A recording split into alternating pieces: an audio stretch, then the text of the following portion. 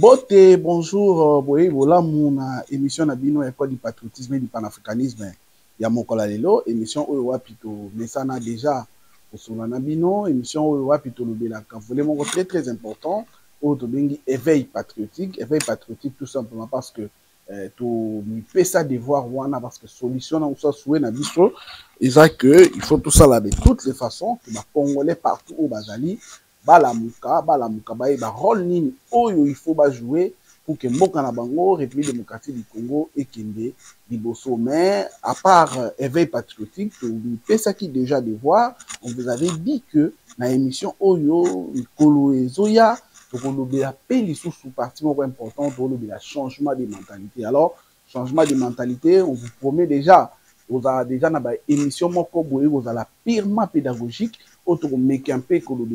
parce que nous allons commencer d'abord par une partie importante, la confiance de soi. Je vais expliquer les gens étapes mini au il faut aller ça pour d'abord la confiance de soi et après cela la conscience patriotique ainsi de suite. Donc nous allons vraiment aider nos fidèles abonnés, nos internautes, les gens qui nous suivent souvent dans notre chaîne Maïdra TV pour que qu'est-ce qu'il faut, qu'est-ce que les Congolais ont réellement besoin aujourd'hui pour que changer mentalité na bango façon nini oyo bakoki ko servir mboka na bango afin que mboka na bango République démocratique du Congo ekende musika. Donc wana eza projet oyo eza mikolo ezo ya juste dans quelques jours vous allez remarquer nous allons beaucoup plus parler sur cet aspect-là parce que nous voulons apporter des valeurs ajoutées au sein de l'opinion congolaise. Nous voulons vraiment apporter cela à la population congolaise pour que ces dernières à comprendre qu'est-ce qu'elle peut jouer comme rôle pour que ces pays, la République démocratique du Congo, puissent aller de l'avant. Alors, pour Namukolo Yalilo, nous voulons, une fois de plus, nous attarder sur ces sujets où ils ont des faits chroniques, au Boyebi, tout le là qui est vrai, mais nous continuerons toujours à parler de ça jusqu'à ce que ce dossier sera clos. Et c'est quoi les dossiers? C'est par rapport aux pétitions au niveau de l'Assemblée nationale. Voilà pourquoi, avant d'aller plus loin, nous demandons à vous, nos fidèles abonnés, d'aimer, de partager nos émissions, de tapoter, parce que cette émission, c'est très, très important. Vous allez voir les éléments que nous allons apporter. Et voilà pourquoi nous vous demandons d'ailleurs déjà de ne pas zapper, de continuer de nous suivre religieusement du début jusqu'à la fin afin que vous puissiez capter qu'est-ce que nous avions dans notre tête, qu'est-ce que nous avions dans notre esprit pour ce qui concerne cette histoire de pétition au sein de l'Assemblée nationale. Alors, sans doute, nous vous demandons, chers abonnés, de nous suivre religieusement, comme nous l'avions tantôt dit. Et vous qui ne vous êtes pas encore abonnés à notre chaîne, c'est le moment, faites-les et activez la cloche de notification pour nous suivre à chaque fois que nous serons en ligne pour que Boyeba, sujet d'actualité, Nini Oyo, toujours Memelabino, et puis quelles sont les émissions stratégiques que nous mettons à votre place pour que vous puissiez les suivre comme il se doit. Alors, merci beaucoup, Nabino Bao Bozo Landabiso déjà. Nous saluons tous ceux qui nous font encore confiance, qui continuent à nous faire confiance. Alors, nous vous faisons aussi confiance. Voilà pourquoi nous vous demandons de nous suivre de près, du début jusqu'à la fin, afin que vous puissiez voir ce que nous avons réservé pour vous pour la journée d'aujourd'hui. Alors, sans plus tarder, nous l'avions dit tantôt, nous allons parler des pétitions à l'Assemblée nationale. Oui, c'est vrai que nous l'avions déjà parlé, mais cette fois-ci, nous sommes tantôt de voir comment est-ce que ces dossiers-là est en train d'évoluer. Voilà pourquoi nous sommes encore revenus aujourd'hui pour essayer un peu de vous parler, essayer un peu de partager avec l'opinion congolaise, l'opinion internationale, ce qui se passe réellement au niveau de l'Assemblée nationale. Alors pour ce faire, je crois que vous avez suivi, beaucoup de gens ont suivi. Pour ceux qui n'ont pas suivi, nous vous confirmons qu'effectivement, il y a eu une commission spéciale qui a été mise en place et cette commission a été mise en place après un débat houlé qui s'était déroulé au niveau de l'Assemblée nationale parce qu'il y avait un débat par rapport à les règlements intérieurs, étant donné qu'il y a 5 pétitions qui ont été introduites. Alors, dans les 5 pétitions, il y avait un débat qui était là pour voir est-ce qu'on va mettre 5 commissions spéciales ou soit il faut seulement mettre une seule commission. Alors, après débat, il y a une seule commission qui a été mise en place. Voilà pourquoi, avant d'aller plus loin, nous vous invitons de suivre cet élément de l'Assemblée nationale et nous allons juste revenir après pour continuer à vous expliquer par rapport à ce qui s'est passé concernant la commission mise en place pour analyser de près et donner une idée à l'Assemblée nationale, soit à la plénière de l'Assemblée nationale dans ces heures. Merci beaucoup. À l'Assemblée nationale, la session ordinaire de septembre a franchi un nouveau cap le mercredi 17 septembre 2025. Les députés ont décidé, après d'intenses débats, d'installer une commission spéciale et temporaire chargée d'examiner les pétitions visant 5 membres du bureau, dont les présidents de la Chambre basse du Parlement, Vital Kamerhe. Conformément à l'article 31 du règlement intérieur, c'est le premier vice-président Jean-Claude Tshilumba qui a présidé la séance. Concerne la pétition initiée contre certains membres du bureau, conformément à l'objet si haut spécifié, il importe de préciser que les membres du bureau de l'Assemblée nationale sont élus individuellement pour la durée de la législature. En conséquence, chacun est comptable de ses actes au regard de ses attributions, lui reconnues par les dispositions du règlement intérieur de l'Assemblée nationale. Entre divergences sur la procédure et rappel des priorités sécuritaires à l'est du pays, la plénière a finalement tranché. Une seule commission conduira les auditions et devra rendre son rapport dans un délai de 72 heures. Je viens du front et le peuple se pose la question si nous sommes dans une république démocratique du Congo normal où une ou plusieurs parties de ces grandes villes sont occupées. Et quand ce peuple nous regarde, il pense qu'on a en face de lui des inconscients. La liste des représentants des groupes parlementaires ayant été déposés séance tenante, la dite commission sera officiellement installée le jeudi 18 septembre avec pour mission de faire toute la lumière sur ces pétitions. Exactement, merci beaucoup. Je crois que vous avez suivi cet élément où nous vous avions montré comment est-ce qu'au sein de l'Assemblée nationale, il y a cette commission qui a été mise en place. Cette commission qui est très importante, c'est vrai, ce sont eux qui vont en principe examiner de près les pétitions qui ont été introduites au sein de l'Assemblée nationale contre les 5 membres du bureau de l'Assemblée nationale. Ils sont nombre de 5, y compris son président Vital Kamerhe, lui qui est en principe la personne principale d'abord, qui est en train d'être combattu, soit qui, la plénière de l'Assemblée nationale, soit beaucoup de députés nationaux, ont jugé qu'il est incompétent, il n'a pas su réellement répondre aux desiderata que les députés nationaux l'ont donné parce que, comme vous le savez, les présidents de l'Assemblée nationale, on les nomme pas, mais il est issu de vote et ses électeurs ne sont rien d'autre que ses collègues députés nationaux. Et ce dernier, parmi eux, il y a 262 députés nationaux qui sont considérés comme pétitionnaires et ces derniers ont dit vouloir récupérer, soit retirer leur confiance à la personne de Vital Kamerhe. Voilà pourquoi ils ont introduit cette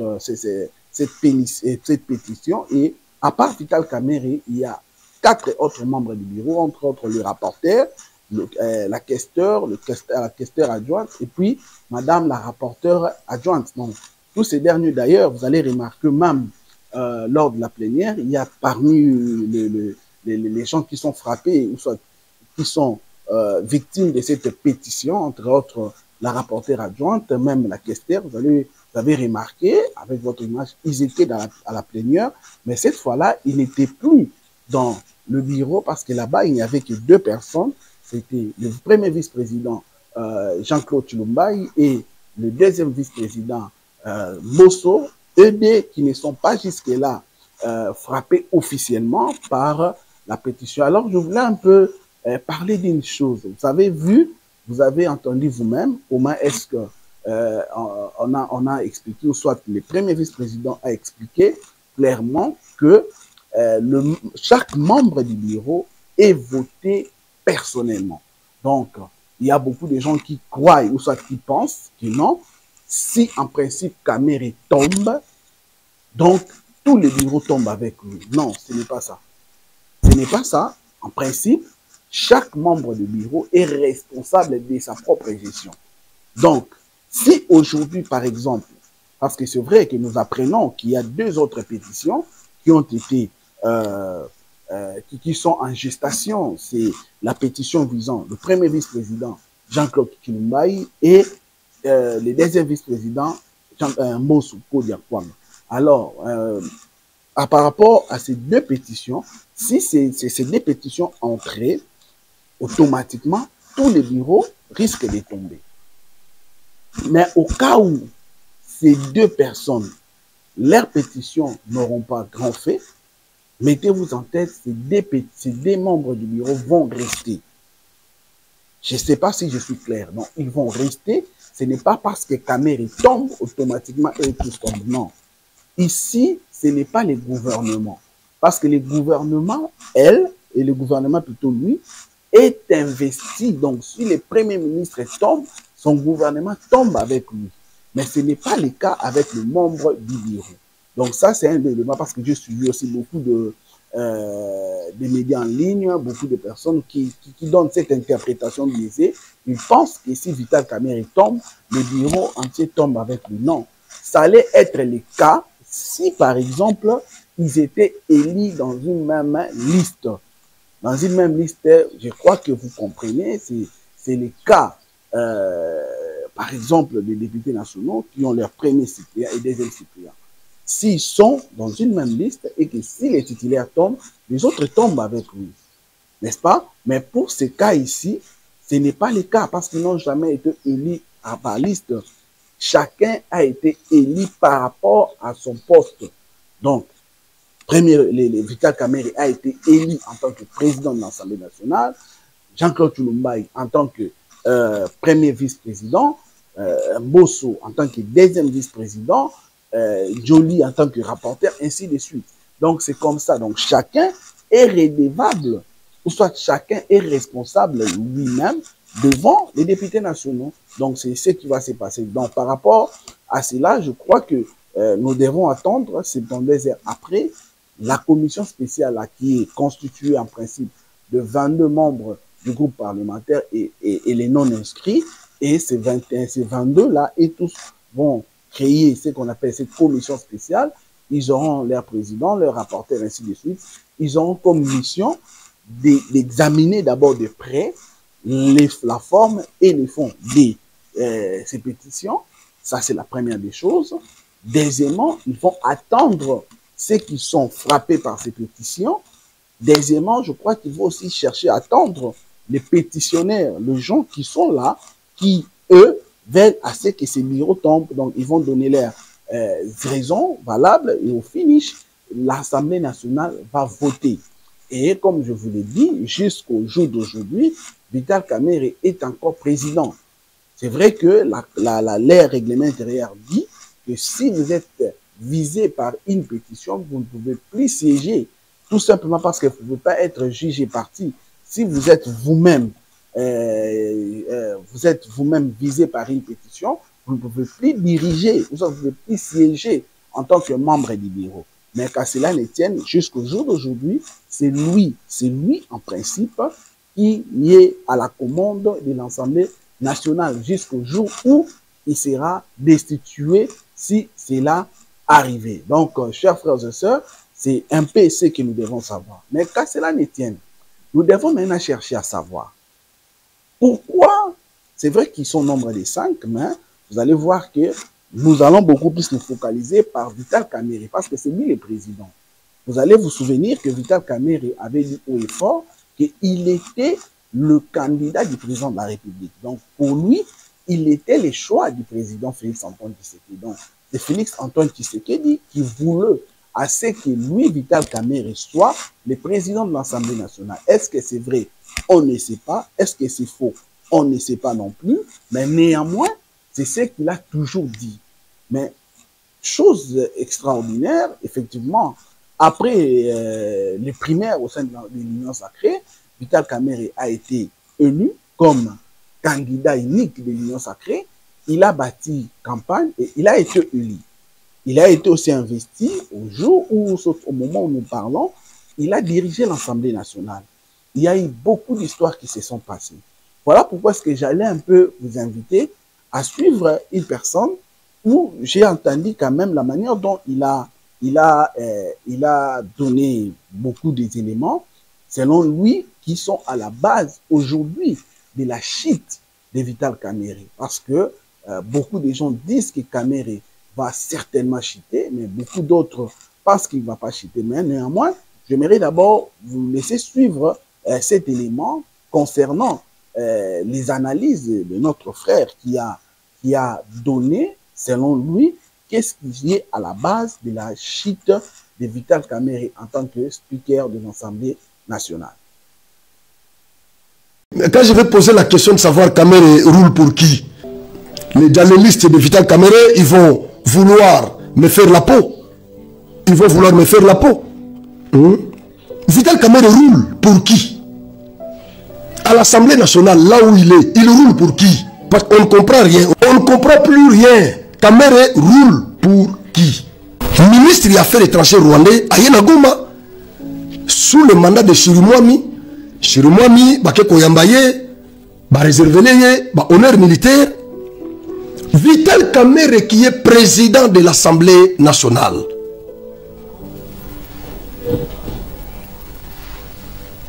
Le patron du gouvernement. Le gouvernement est l'émanation de la majorité parlementaire. Parce que le Premier ministre a Otchukuna. Le Premier ministre a une majorité parlementaire. Et il y a formé le gouvernement. C'est-à-dire, il y a Assemblée nationale. Vital Kamerhe qui pouvait interpeller le Premier ministre. Parce qu'il y a quand même un cadre de concertation. Il y a un cadre de concertation. Chef de corps constitué, chef de l'État, il y a ces réunions-là. Vital Kamerhe qui pouvait garder cette question-là pour l'aborder dans ce cadre de concertation. Non, il se met là au perchoir de l'Assemblée. Il dénonce ça. Oh non, nous souvent quand nous fréquentons le Rwanda, ils ne nous ont jamais réservé les honneurs militaires. Mais pourquoi quand le ministre là vient ici, j'ai vu les gouverneurs militaires et le maire de la ville, policiers qui sont allés faire des honneurs militaires au ministre des Affaires étrangères rwandais. Kamerhe était offusqué. Oui. Nous en étions, nous tous. Moi, j'en avais abordé ici. Ils étaient aussi offusqués. Mais, lui, en tant que président de l'Assemblée nationale, d'où le gouvernement est sorti, lui, en tant qu'homme d'État, en tant que l'un des décideurs de ce pays, il participe dans toutes les réunions obscures de ce pays. Kamerhe participe. Réunion basala na Butu, Obisoto Obité, Félix, Kamerhe, Maman Judith, Nabanani, tout ça. Basala réunion Monsieur Biso Ibakati. En dehors, il y a des cadres légaux. Mais Kamerhe a jeté le manager, n'a pas le choix. Il dénonce ça. Alors, la question que moi je m'étais posée, il attaquait qui? N'est-ce pas Tshisekedi? Qu'il est faible. N'est-ce pas qu'il dénonçait la faiblesse de Tshisekedi, de son régime? Ça, c'est un.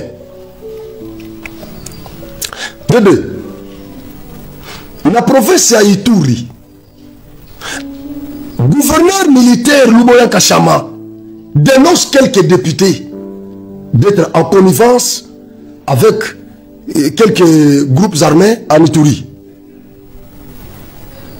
C'est le gouverneur qui gère la province et surtout qu'il est militaire. C'est un militaire. Il est censé avoir toutes les informations possibles relatives à la sécurité de sa province. Ils ont dénoncé ces députés-là. C'est les porte-parole de ce gouvernement provincial qui avait dénoncé quelques députés. Vital Kamerhe, au perchoir de l'Assemblée nationale, il s'est attaqué directement au gouverneur Luboya Kachama et à son porte-parole. Il intime l'ordre au gouverneur de suspendre son porte-parole et de fermer même la radio par laquelle le message était passé. Luboya Kassiama, militaire de son état, il lui a répondu en lui demandant de lui accorder la parole au perchoir de l'Assemblée devant les élus légitimes du peuple pour qu'il éclaire les religions. Chose qui n'a jamais été faite jusqu'aujourd'hui par Vital Kamerhe. Luboya lui a dit non, vous êtes président de l'Assemblée nationale, oui, mais ne sois pas une autorité qui n'écoute qu'une seule bouche. Il faut aussi m'écouter. Je suis prêt de venir répondre à votre invitation. Je viens là, vous me donnez la parole et je parle devant les élus. Je détiens beaucoup de preuves qui confirment que ces députés sont en connivence avec certains groupes armés négatifs dans ma province. Jusqu'aujourd'hui, Kamerhe Atigala ko bengé les sous-soutés, Atigala ko attaqué les sous-soutés, de son élégant wana. Et les députés là sont protégés par Kamerhe. Ils sont là. Wana Leki, Kalate Awa, vient à Bisso, intellectuel national, parce que Aïbissa va juge, il a dossier à il y a 100 jours qu'il y a ça intellectuel. Donc, bah juge, nous sommes intellectuel. Il y a mon candidat intellectuel. L'intellectuel national, Kalate Awa, a aussi qu'on nous plaindre, n'a pas le choix. Vraiment, tous ceux qui ont atteint papier duplicateur, na bureau assemblée. Vous pouvez imaginer, mais le président de notre assemblée, il a les moyens qui peuvent lui permettre de se déplacer, d'aller en Europe, d'envoyer même ses enfants en vacances en Europe. Il a tous ces moyens-là susceptibles de lui permettre de se déplacer et de déplacer même sa famille. Mais le président de notre assemblée, il n'a pas de moyens pour acheter ne serait-ce que 2 papiers pour son bureau. Et le cadre approprié qu'il avait trouvé pour dénoncer ça, c'était au perchoir de l'Assemblée. Et pourtant, les plénières là passent en direct sur la RTNC. C'est tout le monde qui regarde ça. Et nous sommes dans un pays agressé. Quelle image que Vital Kamerhe avait présentée au monde. Donc c'est un pays dans lequel les institutions sont diminuées. Scandale géologique, mais avec un bureau de l'Assemblée nationale qui n'a même pas de papier duplicateur et les stylos. C'est ça l'image de mon pays que le président de notre Assemblée nationale a présenté au monde. Et pourtant, nous avons besoin des investisseurs. Nous avons besoin des partenaires qui peuvent venir nous soutenir dans cette guerre qui nous est imposée par le Rwanda, une guerre injuste. C'est toujours le président de l'Assemblée nationale. Il y en a beaucoup, la liste ici n'est pas exhaustive. Il y en a beaucoup. C'est toujours le président de l'Assemblée nationale. Nous avons demandé ici au président de l'Assemblée nationale, depuis le début de cette agression, de faire ne serait-ce qu'une déclaration allant dans le sens de s'attaquer à l'agresseur. Jusqu'aujourd'hui, il ne l'a jamais fait. Jusqu'aujourd'hui, Vital Kamerhe n'a jamais fait cette déclaration. Il est en train de cajoler Kagame, il cajole le Rwanda. Pendant que Jean-Pierre Bemba mouille les maillots pour dénoncer l'agresseur exogène et endogène, ce qui a été considéré par Vital Kamerhe comme de l'huile mise dans le feu.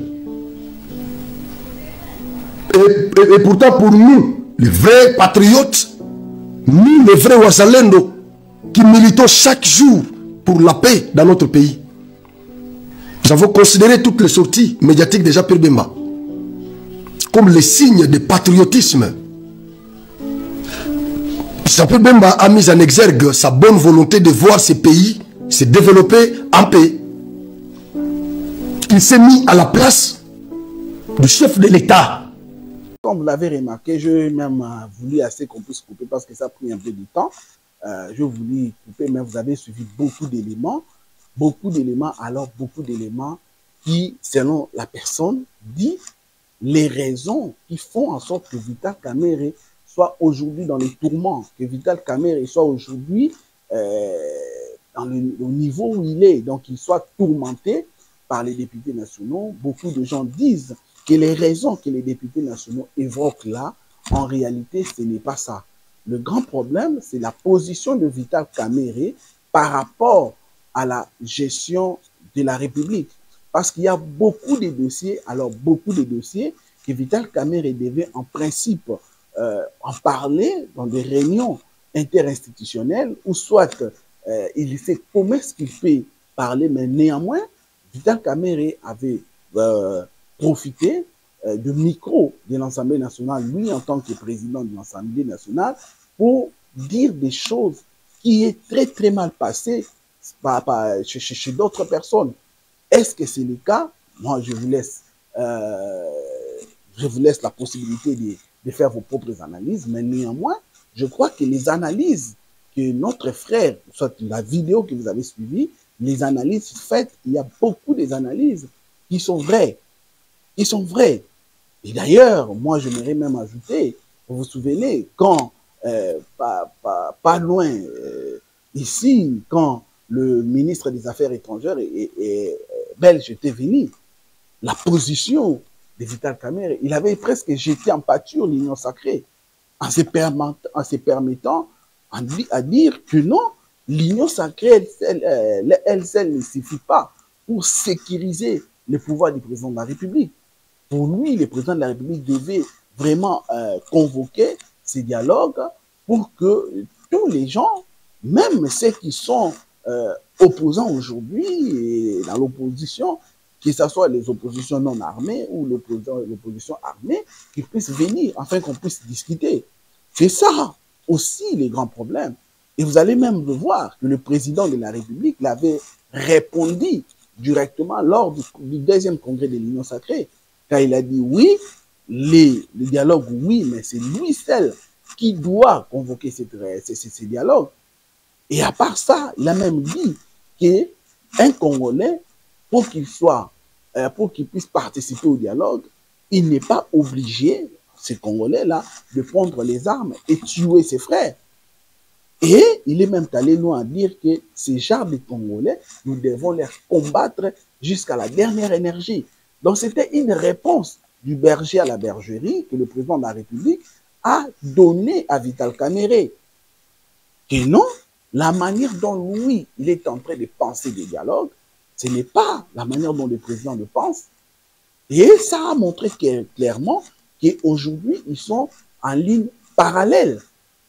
Que le président de la République a sa vision à elle et que Vital Kamerhe n'est pas encore prêt d'accompagner le président de la République, malgré ses dires, malgré tout ce qu'il peut faire, mais ça prouve réellement qu'il n'est pas avec le président de la République. Et c'est ce qui fait très mal. Mais s'il faut voir aujourd'hui Vital Kamerhe, quelle posture pouvons-nous donner à Vital Kamerhe?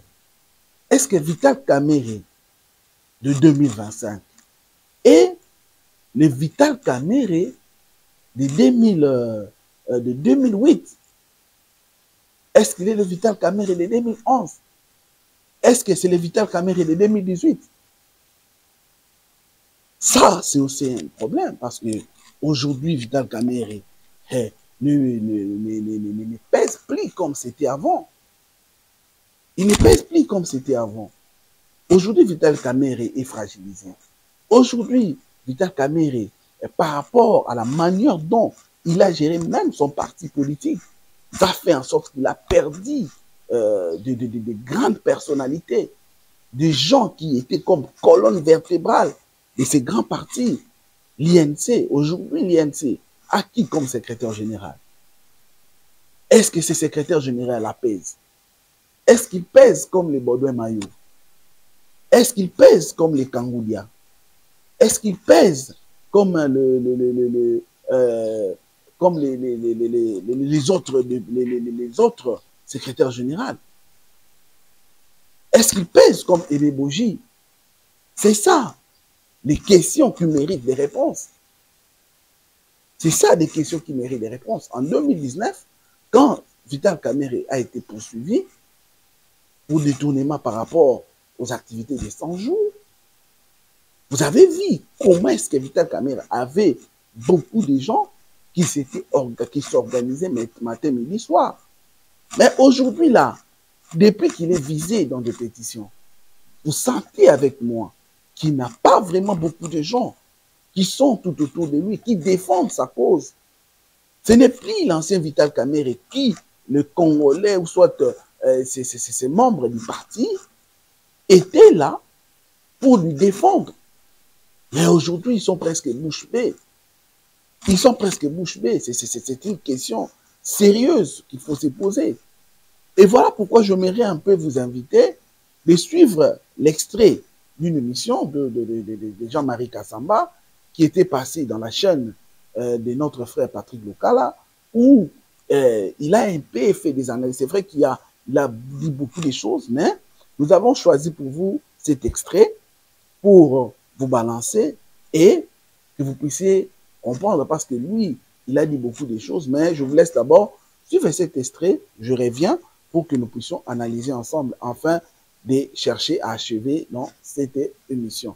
Mais avant d'aller loin, nous vous invitons, chers Congolais, vous qui nous suivez, de vous abonner, de partager, parce que nous avons besoin de votre participation. Partagez, abonnez-vous, vous qui ne vous êtes pas encore abonnés, afin que notre chaîne puisse aller avant. Donc, nous vous invitons de suivre cet extrait que nous avons choisi pour vous et nous revenons juste après, enfin, de continuer avec notre émission. Ce que vous devez comprendre, c'est que Vital Kamerhe est affaibli. Le Kamerhe d'alors, c'est-à-dire qu'avec Joseph Kabila, ce n'est pas les Kamerhe d'aujourd'hui. Les Kamerhe d'aujourd'hui a fait la prison, a été condamné, enfin, nettoyé, pour ne pas dire lavé in extremis. Les Kamerhe d'aujourd'hui, il a géré de l'argent. Et tout le monde a des dossiers, monsieur le Kamerhe.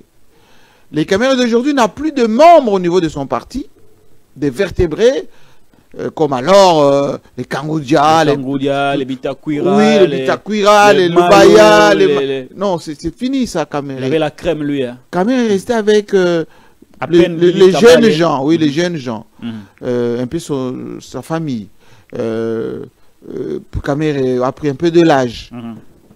Et puis Kamerhe est en face de lui, une machine sécuritaire, financière, et des gens qui sont méfiants. Kabila pouvait donner ce qu'on appelle la possibilité à quelqu'un de se rattraper. C'est-à-dire, quand Kamerhe était en discussion avec Kabila, il gardait les bons contacts avec la famille Kabila. La sœur de Kabila avait très bons contacts avec Kamerhe, donnait un peu de moyens, Kimbuta, et on ne l'avait rien confisqué. Ah, mais ce n'est pas la stratégie aujourd'hui. Donc il y a une machine en face de lui. S'il s'oppose un peu à la manière de Kabound, on va le broyer le plus rapidement possible et il va disparaître. Une bonne fois pour toutes. C'est la raison pour laquelle il a demandé officiellement pardon. Et ça ne fonctionnera plus, ça ne va pas fonctionner du tout. Parce que, in extremis, il est devenu président de l'Assemblée nationale. Contre la volonté du président. Contre la volonté du président, contre la volonté de l'EPS, contre la volonté de ceux qui veulent lui contrôler la machine. Et donc, aujourd'hui, on a juste appuyé sur le bouton pour l'éjecter. Il est éjecté. Quel que soit le pardon qu'il va demander, ça ne fonctionnera pas. Donc, c'est un peu ça, chers abonnés. Voilà pourquoi nous osons croire que Bandeko Nebiso au Baza n'a visé la pétition, Baza n'a la possibilité de se défendre et puis va croiser le droit dans Bango jusqu'à ce que vote et les conseils de l'Assemblée nationale au cas où la pétition a voté contre Bango. Là, ils seront obligés de prendre leur bagage, bazonga ba député simple. Donc c'est un peu ça. Donc ils ont les candidats, il y a aucun moité, ils ont la première fois qu'on maté, ils ont fait un soukate. Donc nous osons croire que membre Moussoussou, il y a après bureau, bazan a la victime, et je crois que c'est lui qui a poussé les autres à sortir par la petite porte comme ils sont en train de sortir. C'est Vital Kamerhe par rapport à ma positionnement soit il y a ambition de fois de mesurer aux populations congolaises à remarquer. Donc et surtout par rapport aussi à l'élément Oyo, dont l'accès qui est par rapport à Yande Kwambiso ou à Mekel Koloba, les vraies raisons de la chute de Vital Kamerhe. Alors, pour nous aussi dit ça, na bombe là qui nous peut élément très important. Élément yango ils a des Konabiso Roger Baka Ameka qui est solo là. Là c'est un peu pour lui de dire que Vital Kamerhe a eu sur il va acheter, mais la deuxième partie, à l'Obélaki par rapport, il y a Félix Tshisekedi. Comment est-ce que Félix Tshisekedi jusqu'à aujourd'hui a continué comme ça malgré attaque, la piège où il y a victime, mais il continue toujours à être en vie. Voilà pourquoi, avant d'aller loin, je vous invite d'abord de suivre cet élément et puis je vous reviens cette fois-là pour clore complètement notre émission d'aujourd'hui. Est-ce que quand il y a Vital Kamerhe, au but que moi, Tozonga ce matin s'est consommé et je crains même son arrestation. Hein? Pardon? Je crains même que Bakangaï. Oui, blog le pour la moutamba. Il y a qui tu as? Ndekonangaï. Vidéo m'aurait circulé. Ça fait quelques jours, 5 jours. Je me suis senti obligé. Et on m'a télé pour le roloba. Beaucoup de balandi biloko. Tala oyebi. Je dois te dire la vérité. Ce qui tire les lots, président Félix, a continué à la président de la République démocratique du Congo. Et pourquoi? Ce n'est pas sa sécurité qui le protège. Mouto appelle ça qui est mission moko asara na mboko. Nemto batile. Parce que na oyo nga nazoyoka nazolota nazomona na otala nazomituna comment il est encore vivant. Il y a un Dieu qui le protège. Il y a certainement un plan de Dieu derrière lui. Na lobita sa meilleur, tu parles ndanga bien. Na lobita kaza bon. Mais ngape lokola batu fallait to ka moi, mais ndenge nini muto yo azo échapper na makamyo so batu bazo luka. Il n'a pas un combat vis-à-vis seulement de l'Afrique. Il a un combat vis-à-vis de l'Occident avec comme représentant de celui qui cherche sa tête en permanence. Macron. Le président français. Ouais. Et beaucoup de politiciens, ils roulent avec cette politique. Certains sont très près, d'autres sont devenus très loin. Mais il ne s'agit pas de lui, il s'agit de l'avenir. Il y a école, on a vu comme il y a école. Voilà pourquoi. À venir représenter incertitude. Pourquoi? Parce que quand vous engagez une élite, vous devez fournir un effort pour trouver des meneurs naturels. Fonction politique était. Mais à la meneur capable d'expliquer à la population votre élite. Ce n'est que lorsque la population aura compris votre lutte que vous aurez maintenant la paix. Ok, sinon, après ton départ, tu apprendras toujours un esclavage. L'opinion n'a pas encore adhéré à l'opinion. Parce qu'il y a des gens aujourd'hui qui se précipitent pour avoir fonction. Mais en réalité, ce ne sont pas des représentants des communautés. La guerre que nous avons en République démocratique du Congo, ce n'est pas une guerre ethnique. Moi, des fois, ça m'étonne. Et les alliés problèmes à leaders politiques qui veulent parler au nom des gens qui ne représentent pas. Asa leader à Moutouté, il parle pour lui. Alors maintenant, bangonde basalaka ceux qui a monika ke balingi basakana nae akeko bouger batumo basakana bangwana bino bosala boye bosala milice to sala des ordres to sala boye mais les ethnies to vivara bien papa nangai to solara bien na batunyon sawa. Il y a certaines personnes qui se prennent pour des personnes o bako batoko dans mboko basambango mboke kufi.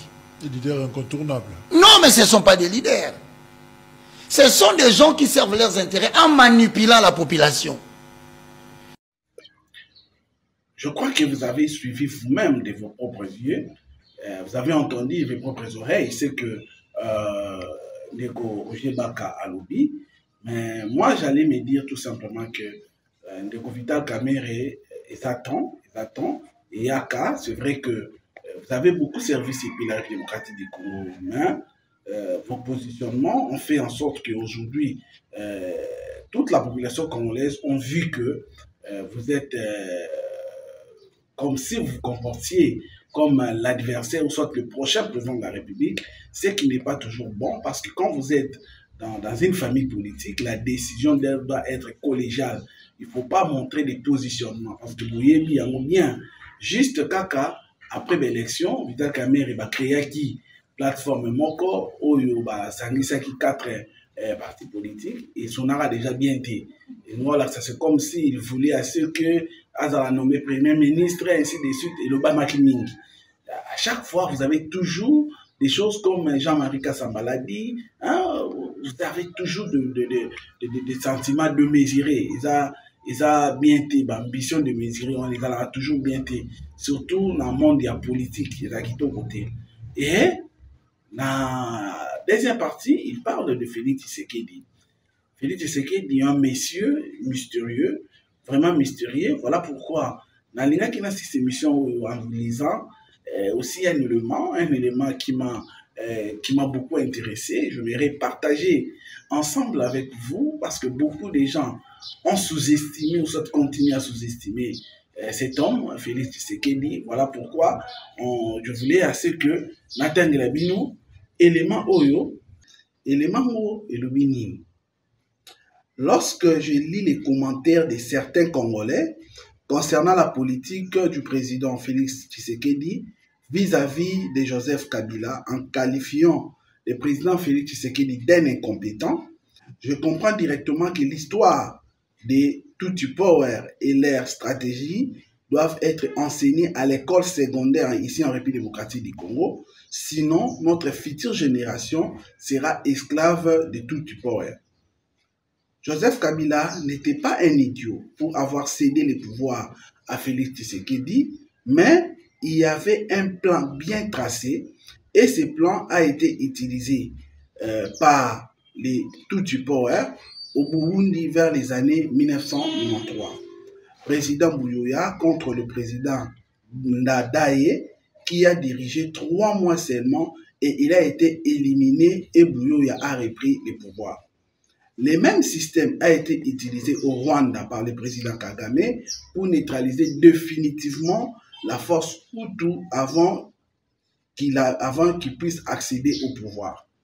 Ici, en RDC, c'était la même stratégie qui était tracée, mais hélas, Dieu lui-même a intervenu du côté du président Félix Antoine Tshisekedi. Joseph Kabila n'était pas un fou. Voilà, c'est pourquoi il avait dit dans sa dernière participation des réunions de la SADC en Namibie, au lieu de vous dire au revoir, il avait dit à bientôt. Car il savait très bien que le président Félix Tshisekedi ne dirigera pas longtemps. Imaginez-vous, en tant que les intellectuels, avant son départ, Joseph Kabila a tout fait pour contrôler toutes les institutions de la République, en commençant par l'armée, la police, le Parlement, le Sénat, les provinces, voire même le Parlement provincial, etc. Et par magie, le président Félix s'en est sorti. Au Burundi, où on avait observé la même situation en 1993, avec le président Ndadaye, il avait dirigé 3 mois seulement. Et il avait été décapité par l'armée de Buyoya qui lui avait remis le pouvoir. Ici en RDC, avec la nouvelle génération qui ne maîtrise rien, il commence à dire n'importe quoi en injuriant le président Félix Tshisekedi pendant que le Tutsi Power ne comprend pas jusqu'à présent comment Félix Tshisekedi a échappé à leur piège. Donc ça, c'est l'opération de l'autodéfense Maïmaï. Donc c'est un Maïmaï qui a tweeté ainsi. Donc voilà pourquoi, chers frères et sœurs, quand notre frère Roger Baka est en train de dire, et ça va blaguer. Donc le président Félix Tshisekedi, je crois, à mon humble avis, c'est un monsieur qui a réellement une vision, un mandat, ou soit il a une mission que Dieu a fait en sorte qu'il puisse être le pays démocratique du Congo. Et je crois que s'il termine son mandat, ou soit sa mission, il ira sans problème. Donc, c'était un peu ça, les contenus de l'émission que nous avions voulu partager aujourd'hui avec vous. C'est vrai, vous avez remarqué que c'était une émission avec beaucoup de transitions, tout simplement parce que nous avons voulu apporter en plus par rapport à ce que nous avions toujours apporté comme d'habitude. Voilà pourquoi nous vous remercions, vous qui étiez avec nous depuis le début. Vous avez acheminé avec nous et présentement nous sommes en train de chuter. Nous vous remercions, nous vous invitons une fois de plus de continuer à aimer nos différentes émissions, de les partager et pourquoi pas de vous abonner. Vous qui ne vous êtes pas encore abonnés à notre chaîne ou même à la même occasion, nous remercions tous nos abonnés qui ne cessent de nous faire confiance.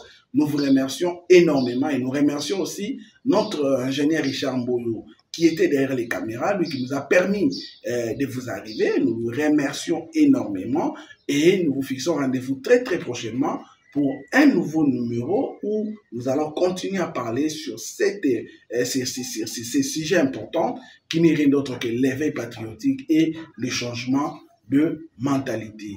Alors, que Dieu bénisse l'Afrique, que Dieu bénisse la République démocratique du Congo, que Dieu bénisse ses dirigeants. Merci, au revoir, à très bientôt, bye.